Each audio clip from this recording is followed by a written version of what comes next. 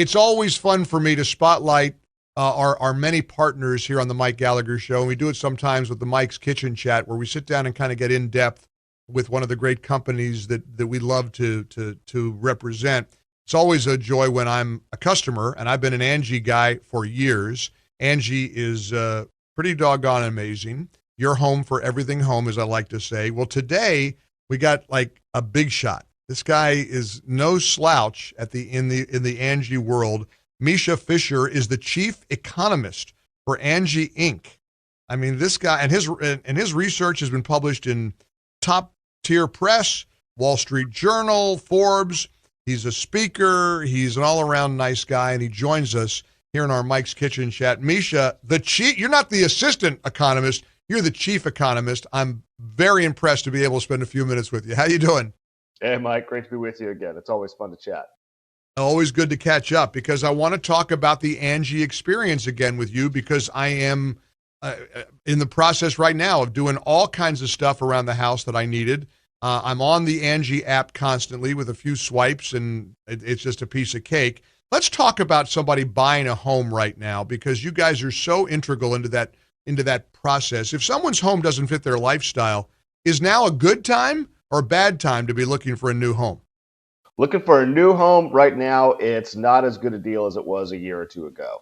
And I think anybody who's shopping is seeing that. They've gotten a lot more expensive and your interest rates have gone up. So that's really impacting the overall cost of buying a house. So in the loving it or listing it debate, right now is actually a pretty good time to remodel because you don't have to give up that cheap mortgage you have.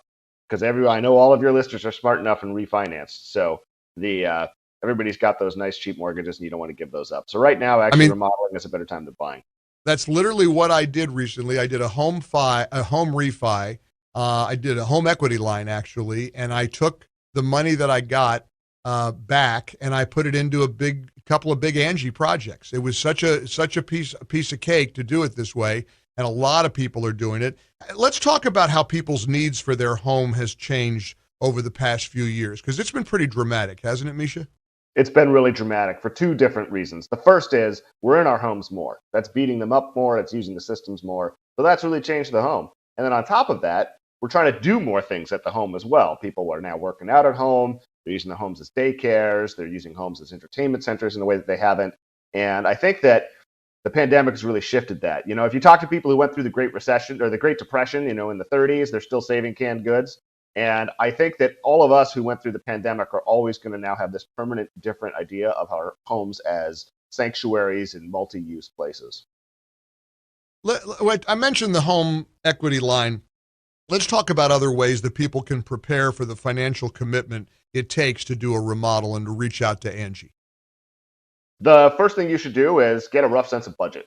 And with Angi, one of the things we do is obviously collect you to great contractors and every other sort of type of service you need. But we also, if you go online, we provide all these resources so that you can get yourself on the same level playing field as a contractor and know what a fair price for thing is and know what something costs and what it entails. So the first thing is do that so you get a sense of a realistic budget, and then you can transition into deciding how you're going to pay for it. Let's talk about that budget, because outside of home improvements, how much should people be setting aside for maintenance and repairs in their home? I think if you're being prudent, you should have a floor, so a bare minimum, of at least 0.5% of your home's value every year you should put away. Wow. Ideally, target 1% if you can. I know we all try for these goals. It's kind of like eating a little less cake at Christmas, right? We always try and we always kind of fail. But try for 1% and settle for, at least half of that to be prudent. Some years you won't need it, but then other years your roof or your HVAC system's going to go and you're going to need to spend thousands and thousands on those. Visiting with Mischa Fisher. He's the chief economist at Angi. Go to Angi.com. I love these guys. I use them regularly. Let's talk a little bit about smaller projects that homeowners can tackle with Angi. I mean, because some of the big, huge jobs, kitchen remodel, a lot of it could break the bank. What about the smaller projects, Mischa? There's a couple smaller projects that I always recommend people do to spice up their home and how they feel about it. And those are things that make a dramatic splash for not that much cash. So if you're doing a full paint job, or you're adding a stone veneer outside, or you're throwing in a pergola or an arbor, or changing the curb appeal a little bit, swapping out a front door. All of those things aren't that expensive, and they can really dramatically reshape how your house feels. And so I think all those things are great. And you can also just treat yourself to a house cleaning too, if you really don't want to deal with that, before you go on vacation or whatever else your summer plans entail. Maybe outsourcing that when you otherwise wouldn't is a nice way to treat yourself too. Listeners know I'm hardly a DIY guy. That's why I love Angi, because I don't know how to do it myself, but plenty of people want to do it themselves. What's your advice on how to decide when to go down the DIY path and when to hire a professional? What we always say is, do you have the time, the tools, and the talent to do it yourself? And if you're not checking all three of those boxes, you should probably outsource it to somebody else. I do a lot of DIY things myself, but I'm pretty handy. Even then, though, there's lots of things I won't touch. I won't touch the electrical or the plumbing, right, or the water or the gas. Always do those things. If you're talking about something that's structural, you should make sure you're talking to architects and engineers.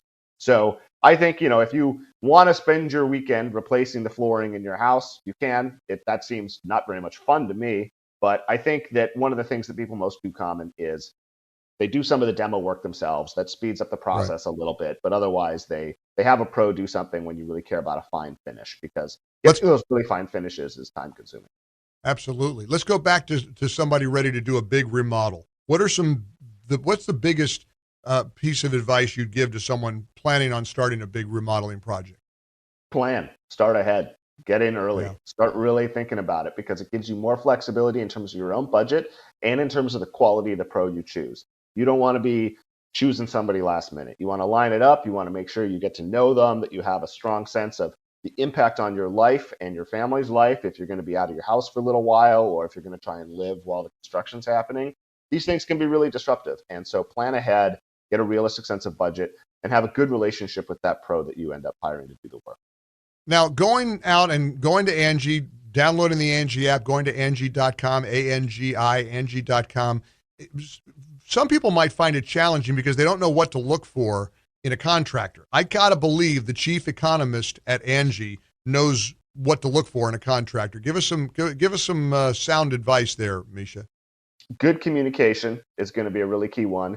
Good ratings, good reviews, that's all great. We obviously have that. So make sure other people have had a good experience with this person. Their past performance is going to be indicative a little bit of their future performance. So make sure that you've checked all those things. You've seen the quality of work that they've done. You've gotten a sense of if the project that you're hiring them for is something that they've done competently in the past. And then make sure that your communication styles are the same too. Human beings are complicated. We all communicate differently. When you're talking about something that's stressful because it's in your home and it's expensive because it can cost a lot of money to do these things, make sure that you have a good rapport with that contractor and that they're proactive in their communication. So all of those things are really, really important. And then also get a sense of where they think that budgets might have room for flexibility, or where they think they might spend more or spend less, just so that you can anticipate and plan for those things. Mischa Fisher, it gives me a great deal of joy to thank you in person for Angi. I love your site. I love the app. I love what you offer to our listeners all over the country, and I'm so proud to be a happy customer. You guys keep up the great work at Angi, and it's always great to catch up with you here on the Mike Gallagher Show. Thanks, Mike.